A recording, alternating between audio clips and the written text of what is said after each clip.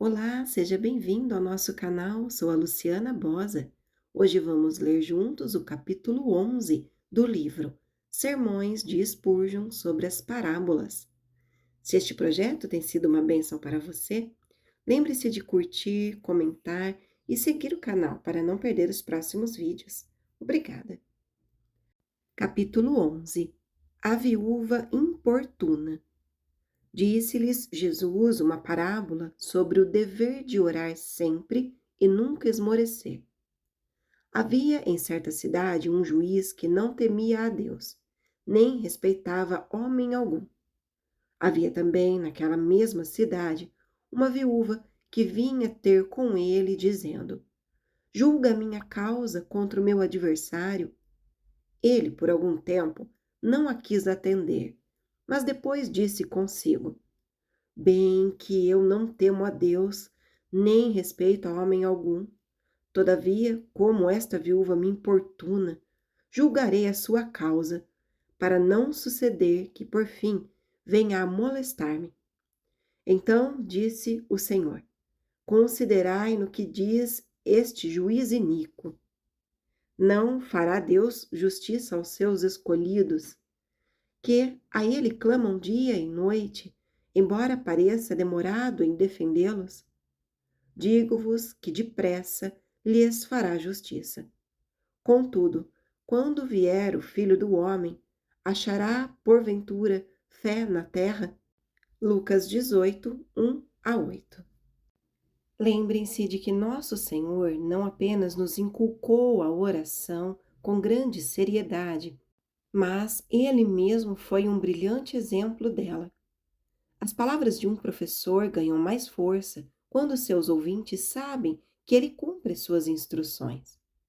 Jesus era grande profeta em obras e palavras, e lemos dele: Jesus começou a fazer e a ensinar. Em seu exercício da oração, as montanhas gélidas e a brisa da meia-noite testemunharam que era tanto praticante quanto mestre. Quando exortava seus discípulos a perseverarem em oração e a orar sem cessar, ele estava apenas lhes ordenando que seguissem em seus passos. Se qualquer dos membros do corpo místico poderia não ter necessitado orar, seria certamente nosso cabeça. Mas, se ele abundou em súplica, muito mais devemos nós, membros inferiores. Cristo jamais foi imaculado pelo pecado que tem nos degradado e enfraquecido espiritualmente. Não possuía luxúrias inatas com as quais lutar. Portanto, se aquele que era perfeitamente puro se aproximava tão frequentemente de Deus, quanto mais incessantes devem ser nossas preces. Ele era tão poderoso, tão grandioso, e mesmo assim orava tanto. Ó, vocês mais fracos do rebanho, com que vigor essa lição lhes vem. Portanto, não imaginem que o discurso desta manhã lhes seja pregado por mim, mas que tenha vindo ainda fresco dos lábios daquele que foi o grande mestre da oração em secreto, o mais elevado modelo e padrão da súplica individual, e que todas as palavras tenham em si a força como se viessem diretamente do Senhor. Voltemo-nos de vez ao nosso texto e nele observaremos, primeiramente, o propósito e o desígnio da parábola.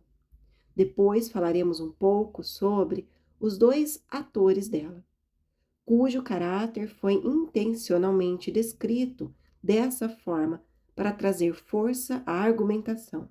E, por fim, debruçar-nos-emos sobre o poder que na parábola é representado como triunfante. 1. Primeiramente, então, percebam o desígnio dado pelo Senhor à parábola, o dever de orar sempre e nunca esmorecer. Mas os homens podem orar sempre? Havia uma seita nos primeiros dias do cristianismo que era tola o suficiente para ler essa passagem literalmente e tentar orar sem cessar por meio da repetição contínua de súplicas. Naturalmente, Eles se separavam de todas as preocupações mundanas a fim de cumprir essa única tarefa na vida e negligenciavam todas as demais. Esses loucos bem podem esperar colher as devidas recompensas de sua tolice. Felizmente, não há necessidade de, nesta época, replicarmos tal erro. Há muito mais necessidade de alçar a voz contra aqueles que, sob a pretensão de orar sempre, não estabelecem tempo algum para a oração e assim vão para o extremo oposto. Quando falou que os homens devem orar sempre, nosso Senhor quis dizer que deveriam estar sempre em espírito de oração, sempre prontos a orar.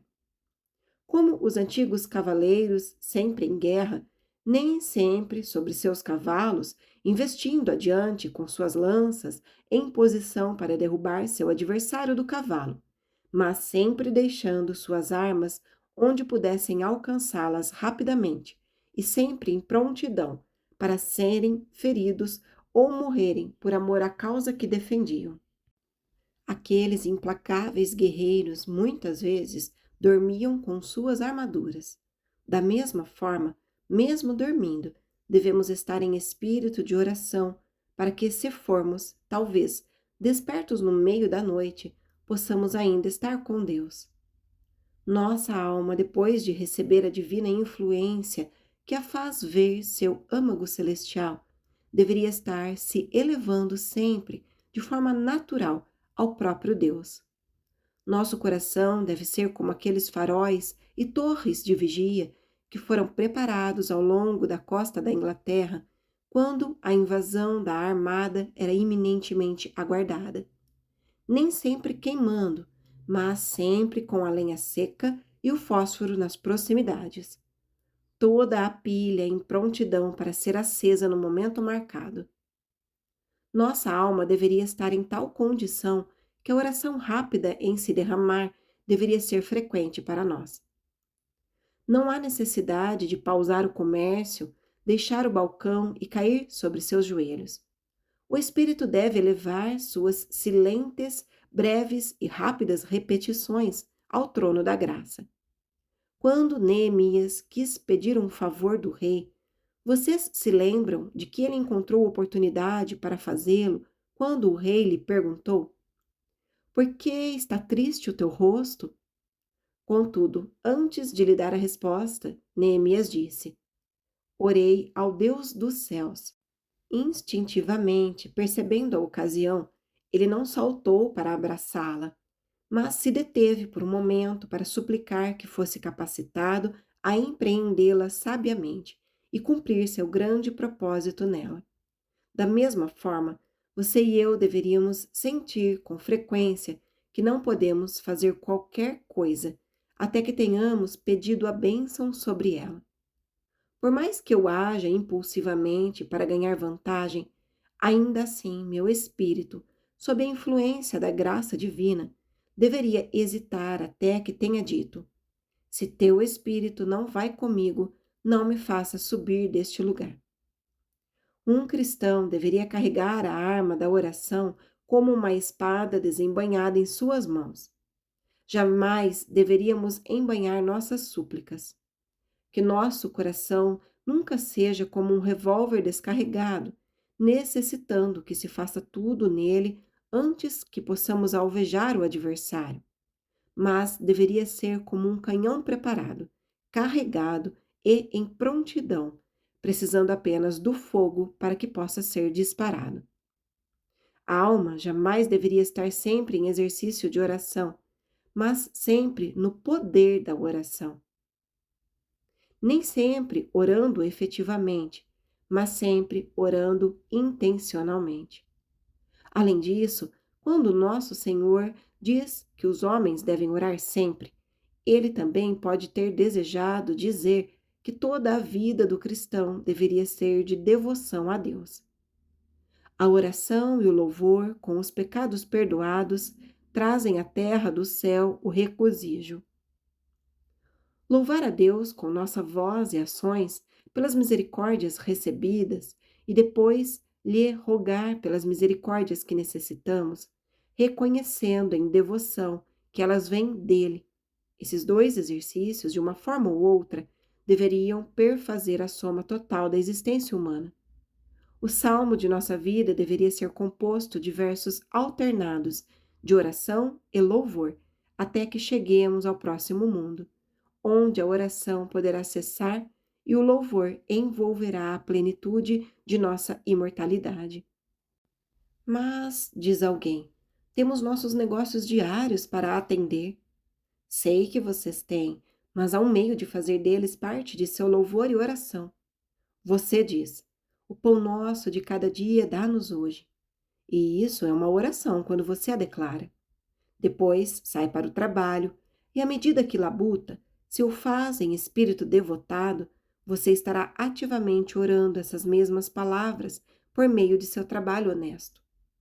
Você louva a Deus pelas misericórdias recebidas em seu hino matinal, e quando sai para as tarefas da vida e lá exibe aquelas graças que refletem honra ao nome de Deus, está continuando seu louvor da melhor maneira. Lembre-se de que, para os cristãos, trabalhar é orar, e que há muita verdade no verso de Coleridge: ora melhor quem ama mais. Desejar o bem de meus semelhantes e buscá-lo, almejar a glória de Deus e viver de forma que a promova é a devoção mais verdadeira. As devoções da clausura de modo algum se comparam àquelas do homem que se envolve na batalha da vida. A devoção dos conventos e monastérios é, no máximo, o heroísmo de um soldado que se afasta da luta. Mas a devoção do homem de negócios, que faz tudo para a glória de Deus, é a coragem daquele que busca a luta mais acirrada e lá levanta o grande e antigo estandarte do Jeová Nissi. Você não precisa temer que haja algo em qualquer vocação lícita que o leve a desistir da oração vital. Contudo, se sua vocação é do tipo que não lhe permite orar em seu exercício, seria melhor abandoná-la. Se for uma vocação pecaminosa e ímpia, naturalmente não poderá apresentá-la a Deus. Porém, se qualquer das distrações da vida for de tal natureza que o impeça de santificá-las, será falta de santidade em você mesmo e a culpa repousa sobre a sua pessoa. Os homens devem orar sempre.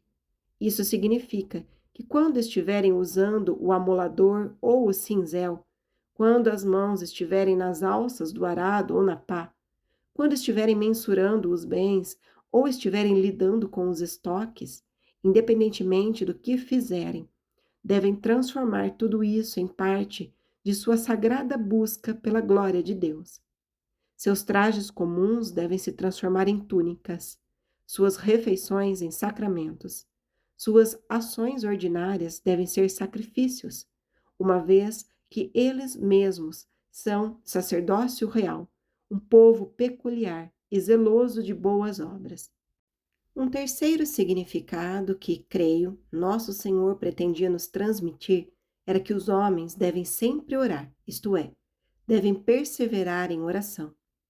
Esse é provavelmente o primeiro significado. Quando pedimos a Deus por misericórdia uma vez, não devemos considerar que não devemos incomodá-lo mais com isso, mas devemos vir a Ele todo o tempo. Se lhe pedíssemos 7 vezes, deveríamos continuar até 70 vezes 7. Nas misericórdias temporais pode haver limite, e o Espírito Santo pode nos pedir que não mais roguemos.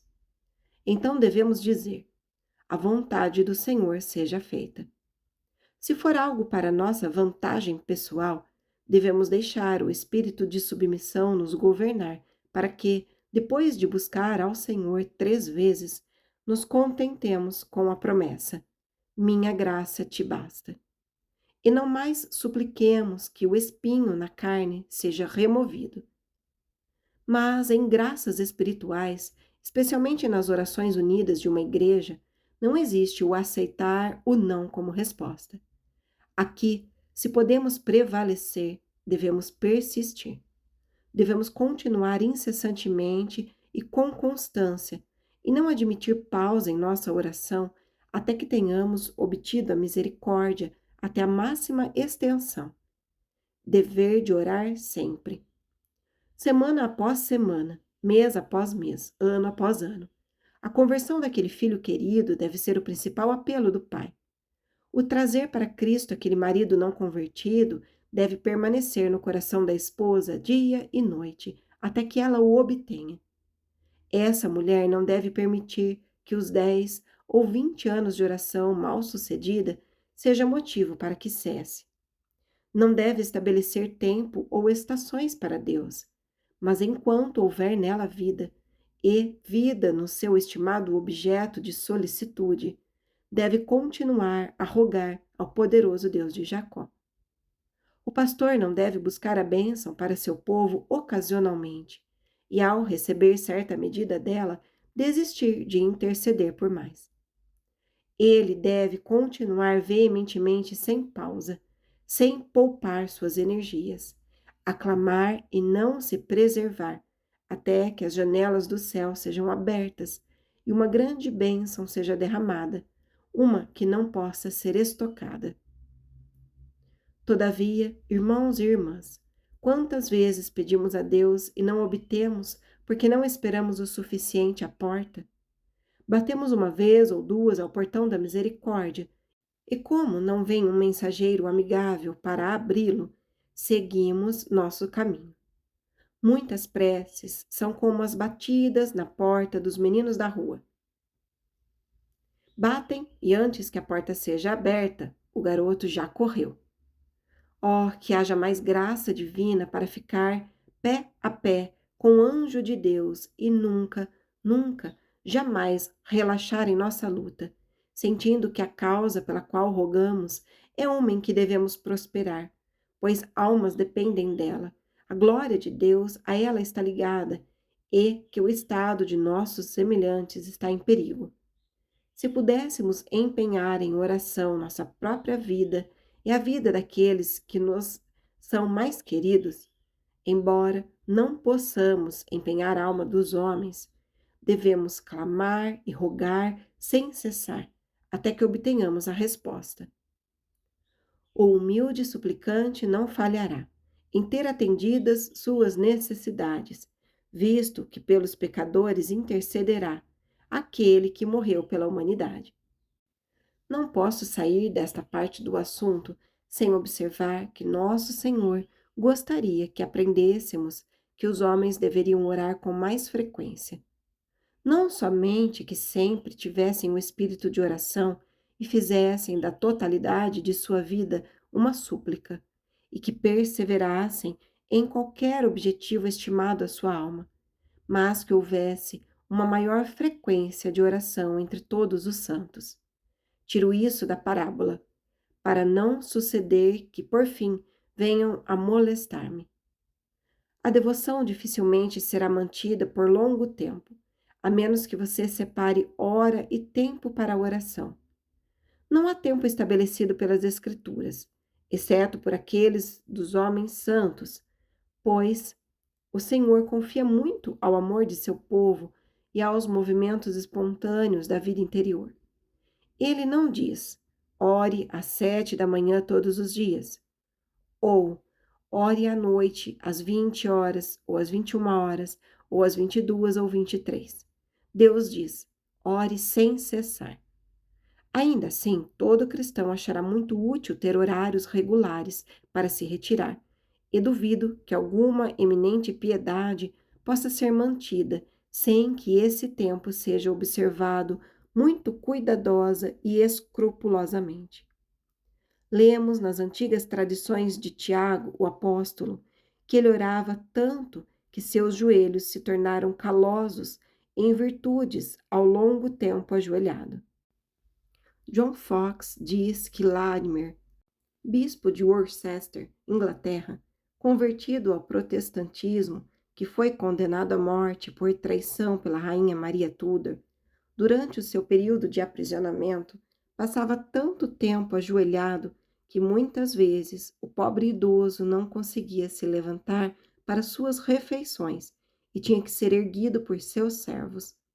Quando ele não pôde mais pregar e ficou confinado entre paredes de pedra, suas orações por seu país subiam ao céu, e hoje estamos recebendo essas bênçãos. Daniel orava diariamente em intervalos regulares, com as janelas abertas. 7 vezes no dia, disse alguém, eu te louvo. Davi declarou que à tarde, pela manhã e ao meio-dia, ele esperaria em Deus. Ó, que nossos intervalos de oração não sejam tão distantes um do outro. Orem para que Deus nos conceda graça, para que, na peregrinação da vida, as fontes de onde bebemos sejam mais frequentes.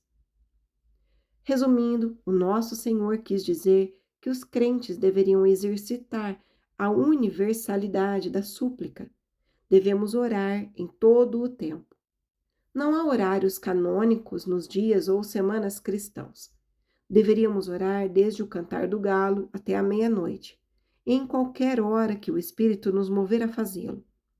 Deveríamos orar em todas as circunstâncias, na pobreza ou riqueza, na saúde ou doença, nos iluminados dias de festa ou nas sombrias noites de lamentações. Deveríamos orar no nascimento e no funeral, quando nossa alma está alegre dentro em nós, em vista das abundantes misericórdias, e ela se aproxima dos portais da morte por causa do pesar. Deveríamos orar em todas as transações, seculares ou religiosas. A oração deveria santificar tudo. A palavra de Deus e a oração deveriam vir acima de todas as coisas mais comuns da vida diária. Orem por uma negociação, por ir até uma loja e ao sair dela novamente. Lembram como os gibeonitas, nos dias de Josué, enganaram Israel porque o povo de Deus não consultou o Senhor? Não sejam enganados por uma tentação ilusória, como bem poderão ser se não se achegarem diariamente ao Senhor e disserem: guia-me, faz-me veredas retas e planas para os pés e conduz-me no caminho eterno. Vocês jamais errarão por orar demais.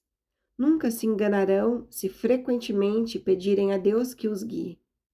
Contudo, descobrirão que isso é um iluminar gracioso aos seus olhos, quando, ao dobrar a estrada, onde 2 caminhos que se cruzam e estes parecerem igualmente corretos, vocês se detiverem por um momento e clamarem a Deus: guia-me, ó grande Jeová.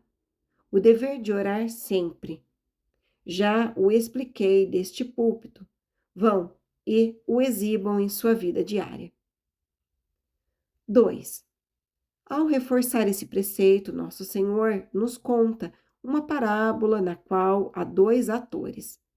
As características desses são tais que acrescentam força ao seu preceito. No primeiro versículo da parábola há um juiz. Aqui é uma grande vantagem para nós na oração. Amados, se essa mulher pobre prevaleceu com um juiz cujo ofício é austero, inflexível, cruel, quanto mais devemos vocês e eu instarmos em oração e esperarmos sucesso quando temos que suplicar para um pai. Os pais são muito diferentes dos juízes. Os últimos precisam necessariamente ser imparciais, severos, mas os pais são necessariamente parciais com seus filhos, compassivos e ternos com seus descendentes. Ela prevaleceu com um juiz e não prevaleceremos nós com o nosso Pai que está no céu? E ela não continuou em sua desesperada necessidade de o importunar até que recebesse o que desejava. E nós não permaneceremos na agonia de nossos desejos até que obtenhamos de nosso Pai Celestial tudo que sua palavra prometeu? Além de ser um juiz, ele era desprovido de qualquer bom caráter. Falhava em ambos. Não temia a Deus, sua consciência estava cauterizada, não possuía preocupação sobre o grande assento do juiz, perante o qual todos os juízes comparecerão. Embora ele possivelmente tivesse feito um juramento diante de Deus de que julgaria imparcialmente, Ele se esqueceu de seu compromisso e pisoteou a justiça. Nem respeitava homem algum. A aprovação de seus semelhantes, que muitas vezes é um poder, mesmo entre os homens naturalmente maus, quer para os restringir do mal evidente, quer para compeli-los à retidão, não tinha qualquer efeito sobre ele. Então, se a viúva prevaleceu sobre alguém tão vil, se o ferro de sua importunação quebrou o ferro e o aço da teimosia desse homem, quanto mais nós podemos esperar sermos bem-sucedidos com aquele que é reto e justo e bom, o amigo do necessitado, o pai dos órfãos, o vingador daqueles que são oprimidos? Ó, que o caráter de Deus, conforme este se levanta diante de vocês em toda sua majestade de verdade e fidelidade, combinado à sua amorosa bondade, ternura e misericórdia, lhes desperte um ardor de súplica infatigável, movendo-os a se decidirem, como essa mulher pobre, de que jamais cessarão de suplicar até que vençam seu pleito. O juiz era um homem tão inegavelmente mau que ele até mesmo confessou sua maldade a si próprio, e com grande contentamento. Sem o menor traço de remorso, disse: Bem que eu não temo a Deus, nem respeito a homem algum. Há poucos pecadores que chegarão a esse ponto. Eles podem não temer a Deus e não respeitar os homens. No entanto, em suas mentes, acederão a alguma semelhança do que é virtuoso e se auto-enganarão na crença de que, pelo menos, não são piores do que os outros. Nesse homem, todavia, não havia auto-engano. Estava tranquilo com essa confissão, do mesmo modo que o fariseu estava com o contrário. Ó Deus, graças te dou, porque não sou como os demais homens. Ah, que grau de insolente impertinência esse homem havia chegado. Devia ter endurecido sua mente a tal ponto que, mesmo se reconhecendo como tal, ainda assim assentava-se na cadeira do juízo para julgar seus semelhantes. No entanto, a mulher prevaleceu sobre esse monstro em forma humana que sentia prazer em sua própria perversidade e exultava com a maldade de seu próprio coração. A importunação prevaleceu sobre esse homem, quanto mais sobre aquele que não poupou seu próprio filho, mas o entregou livremente por todos nós? Quanto mais sobre aquele cujo nome é amor, cuja natureza é tudo que é atrativo e encorajador para que se busque sua face? Quanto mais olhamos para aquele juiz, mais perverso ele parece. E ele dificilmente poderia ser pintado em cores mais sombrias. E mais doce a voz do Salvador parece nos falar sobre o dever de orar sempre, sem nunca esmorecer. Percebam, com relação ao caráter desse juiz, que ele era alguém que conscientemente não se importava com nada além de seu próprio bem-estar. Quando ele, enfim, consentiu em fazer justiça, sua única motivação foi para não suceder que, por fim, venha a molestar-me. Ela venha a me atordoar. Pode ser a palavra grega, um tipo de gíria daquele tempo, creio eu, que queria dizer: ela venha a me espancar, ferir, ou, como sugerem alguns, arroxear minha pele com seu incessante e constante espancamento. Foi esse tipo de linguagem que ele usou. Uma curta frase de indignação por ser incomodado, como nós diríamos, por um caso como o dela.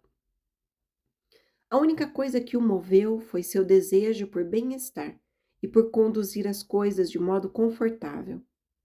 Ó, irmãos e irmãs, se ela conseguiu prevalecer sobre alguém como ele, quanto mais podemos correr para o Deus que se deleita em cuidar de seus filhos, que os ama como a menina de seus olhos? Esse juiz foi, na prática, rude e cruel com ela. Mesmo assim, a viúva perseverou. Por um tempo, ele não a ouviria, embora a casa, a vida e o conforto dos filhos dela estivessem todos dependendo de sua vontade. Ele a deixou sofrendo uma injustiça passiva, mas nosso Deus tem sido, na prática, bondoso e gracioso conosco, até este momento. Ele tem nos ouvido e concedido nossas petições. Comparem isso com o caráter do juiz e certamente qualquer coração amoroso que conheça o poder da oração será comovido à importunação incessante. No entanto, devemos prosseguir para notar outro ator nesta cena, a viúva. E aqui tudo indica o mesmo caminho: induzir a Igreja de Deus a ser importuna. Aparentemente, ela era uma total estranha para o juiz. Compareceu diante dele como um indivíduo por quem ele não demonstrou interesse. Possivelmente ele nunca a tivesse visto antes. Quem ela era e o que desejava não era preocupação para ele. Mas quando a igreja comparece diante de Deus, ela vem como a noiva de Cristo. Vem diante do Pai como alguém a quem ele ama com amor eterno. E não vingará ele seus próprios eleitos, seus escolhidos, seu próprio povo? As orações deles não prevalecerão com o Pai quando a importunação de uma estranha ganhou o processo como um juiz indisposto a ajudar? A viúva compareceu ao assento do julgamento sem um amigo. De acordo com a parábola, ela não possuía advogado, nenhum poderoso defensor na corte para se levantar e dizer: sou o protetor dessa humilde senhora. Se ela prevaleceu, deve tê-lo feito por conta de seu próprio ardor e pela sua própria intensidade de propósito. Contudo, quando vocês e eu comparecemos diante de nosso Pai, não chegamos sozinhos, pois Ele está do lado ao Pai, o homem de amor, o crucificado. Temos um amigo que sempre vive intercedendo por nós. Ó cristão, insista em seu processo com ousadia santa. Pressione seu caso, pois o sangue de Jesus fala com voz que precisa ser ouvida. Desta forma, não desmaie em seu espírito, mas persevere em sua súplica. Essa pobre mulher veio sem uma promessa para encorajá-la. Não, ao contrário, ela tinha muito desânimo. Mas quando você e eu chegamos diante de Deus, Ele mesmo nos ordena a orar e nos promete que, se pedirmos, ser-nos-á concedido. Se buscarmos, acharemos. Ela ganha com a sagrada arma da promessa, e não prevaleceremos nós, que podemos nos arremessar contra os portões do céu, com os arietes da própria palavra de Deus?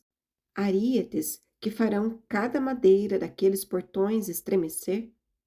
Ó irmãos e irmãs, não devemos interromper nem cessar, por um momento sequer, enquanto tivermos a promessa divina para apoiar nossa petição.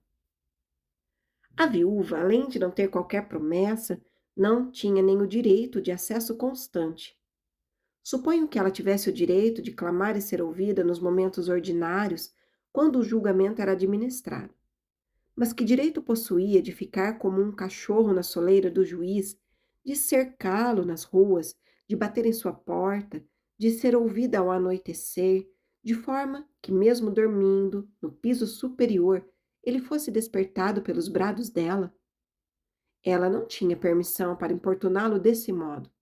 Porém, nós podemos chegar diante de Deus a qualquer hora e momento. Podemos clamar dia e noite a Ele, pois Ele nos ordenou que oremos sem cessar. O quê? Sem uma permissão, essa mulher era tão incessante? E com as permissões sagradas, a nós concedidas por Deus, e o encorajamento do abundante e bondoso amor, cessaremos nós de suplicar? Essa pobre alma, cada vez que orava, provocava o juiz. Em seu rosto se viam rugas de ira. Não duvido de que espumasse pela boca em pensar que seria molestado por uma pessoa tão insignificante. Contudo, com Jesus, cada vez que suplicamos, nós o alegramos em vez de provocá-lo. As orações dos santos são música aos ouvidos de Deus. para ele a música em um gemido, a beleza em uma lágrima. Falando à maneira dos homens, podemos dizer que trazemos alegria a Deus quando intercedemos com Ele.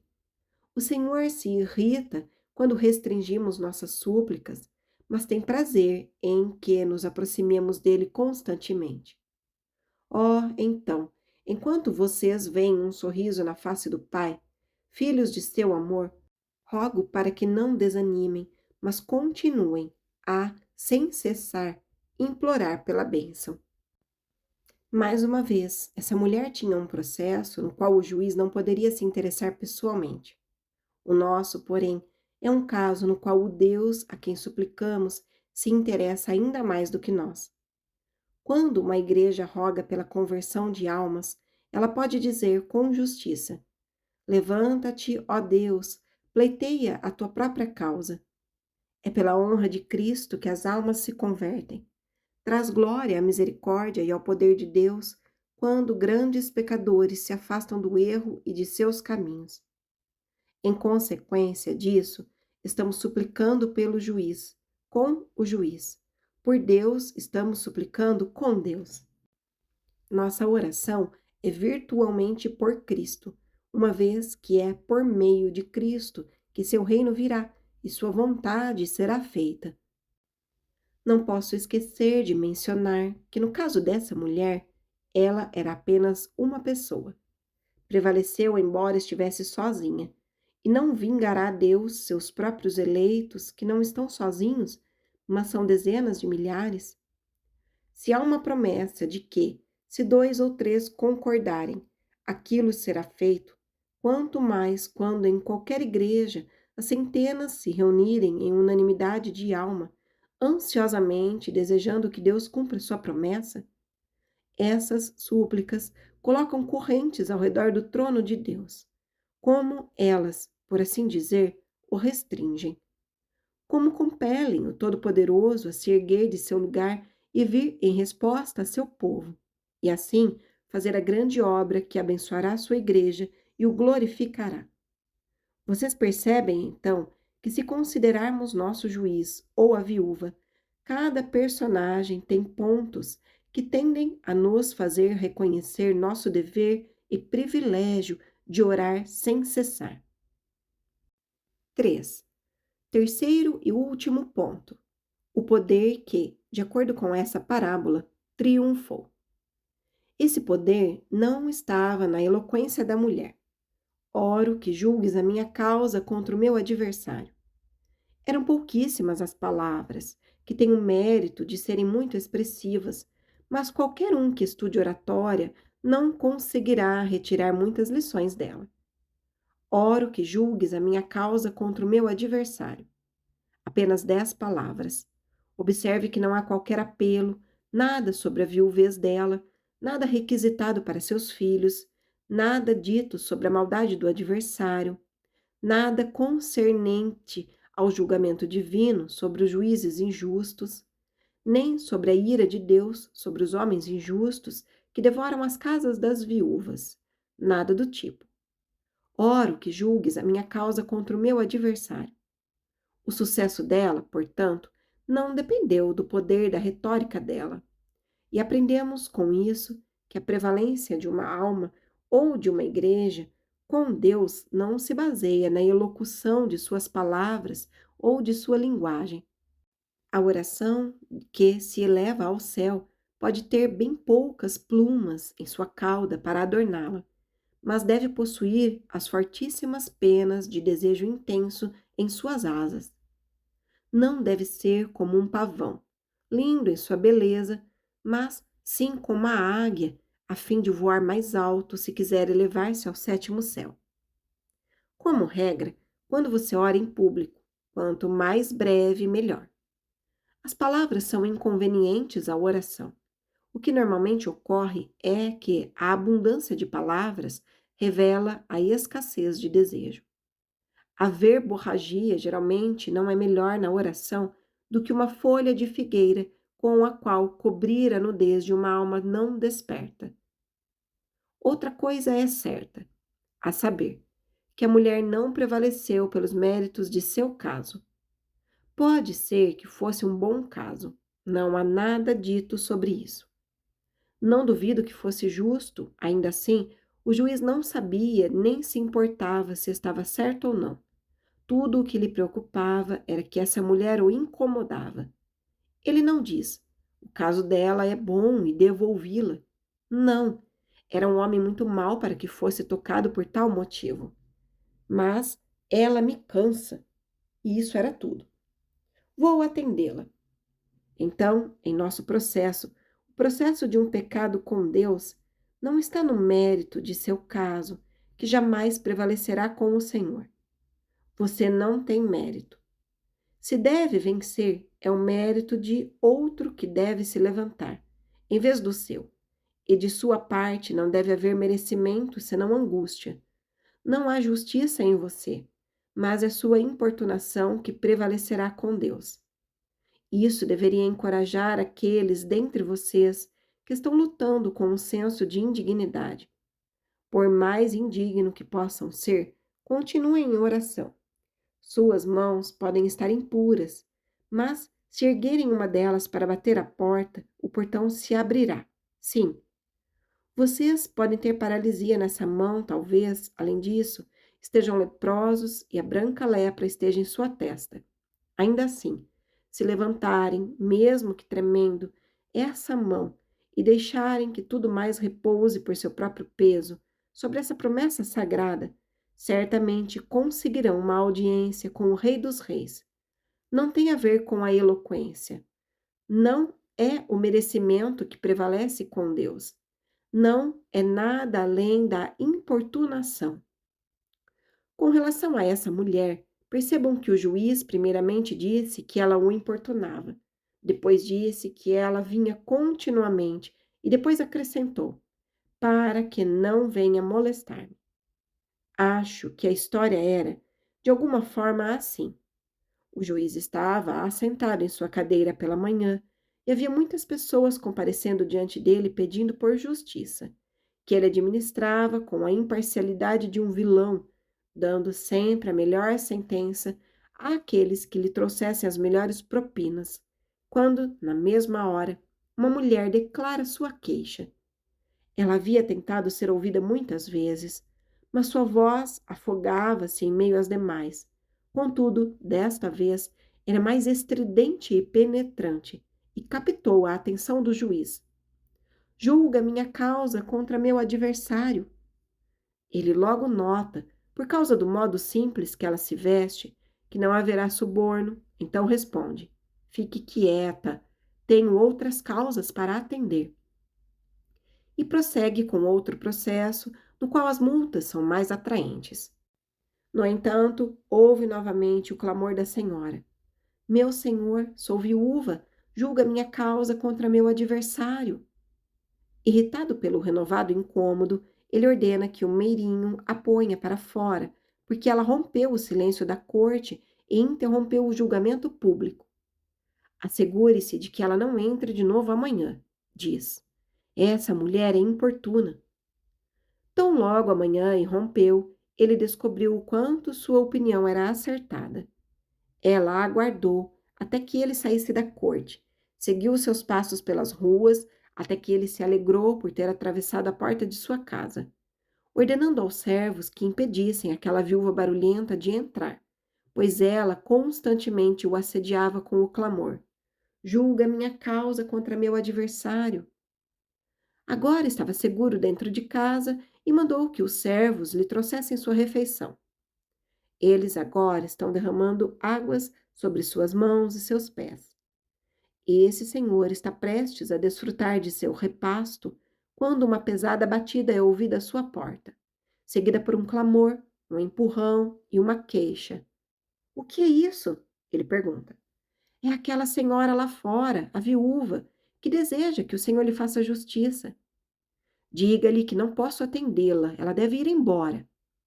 O juiz busca seu descanso à noite no andar de cima de sua casa, quando ouve outra forte batida à porta e uma voz vem da rua abaixo de sua janela. Meu senhor, julga minha causa contra meu adversário. Na manhã seguinte, sua corte é aberta, e embora ela esteja proibida de entrar, como um cão que de qualquer modo entraria, ela encontra um modo de adentrar e interrompe continuamente a corte com o apelo: Meu senhor, julga minha causa contra meu adversário. Pergunte-lhe por que ela é tão importuna, e ela lhe dirá que seu falecido marido lhe deixou um pequeno pedaço de terra. Era tudo o que possuíam. E um vizinho cruel, que observava aquele terreno com um olhar ganancioso, o tomou como Acabe apoderara-se da vinha de Nabote. Ela agora não possuía qualquer refeição ou óleo para as crianças que choravam por comida. Oh, se o pai deles estivesse vivo, ele haveria protegido seus interesses. Mas ela não tinha ajuda e o caso era gritante. E para que serve um juiz, se não para proteger os prejudicados? Ela não tinha outra chance, pois o credor estava prestes a levar seus filhos e vendê-los como escravos. E ela não poderia suportar isso. Não, diz ela, tenho apenas uma chance, e é que este homem fale em meu favor e me faça justiça. Já me decidi que ele não descansará até que o faça. Estou determinada a que, se eu perecer, as últimas palavras de meus lábios serão: julga minha causa contra meu adversário. Deste modo, a corte é constantemente interrompida. O juiz grita novamente: tirem-na daqui, tirem-na daqui. Não posso continuar a julgar com essa louca, continuamente esganiçando em meus ouvidos. Julga a minha causa contra meus adversários. E tão logo ele o fala, é feito. Todavia, ela se agarra às pilastras da corte para que não a arrastem para fora da corte. E quando finalmente a jogam na rua, ela aguarda pela chance de entrar novamente. Ela persegue o juiz pelas estradas e não lhe deixa ter um minuto de paz. Bem, diz o magistrado, estou desgastado de minha própria vida. Não me importo com a viúva, nem com sua propriedade ou com seus filhos. Que morram de fome. O que eles representam para mim? Contudo, não suporto mais isso. Vai me esgotar demais. Vou atender este caso. E é feito. Ela segue seu caminho. O que prevaleceu não foi nada além de sua importunação. Agora, irmãos e irmãs, vocês têm muitas outras armas para usar com Deus na oração. Mas nosso Salvador lhes ordena que não ignorem este instrumento principal de conquista, a importunação. Deus será mais facilmente tocado do que esse juiz injusto, se vocês forem tão importunos quanto a viúva. Se têm certeza de que o que pedem é correto, implorem agora mesmo. Supliquem ao meio-dia, supliquem à noite, supliquem continuamente, com choro e lágrimas, exponham seu caso. Coloquem seus argumentos em ordem. Apoiem-nos com razões. Clamem pelo precioso sangue de Jesus. Coloquem diante dos olhos do Pai as feridas de Cristo.